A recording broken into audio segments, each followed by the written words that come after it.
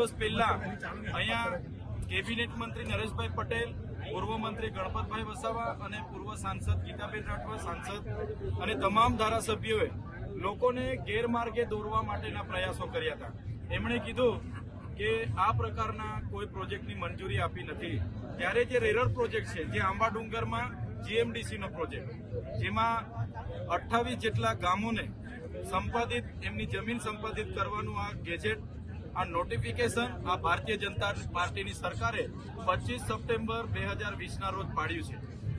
એમાં જે રેરર પ્રોજેક્ટમાં 28 જેટલા ગામો જાય છે, ત્યારે નરેશભાઈ પટેલ, તમે એક જાહેર સરકારના જવાબદાર વ્યક્તિ તરીકે તમે જે પાયા વિહોણી ખોટી વાત કરો, લોકોને જૂઠી બોલવાની વાત કરો અને જૂઠું બોલો અને જોરથી બોલો તો કેટલું વ્યાજબી છે.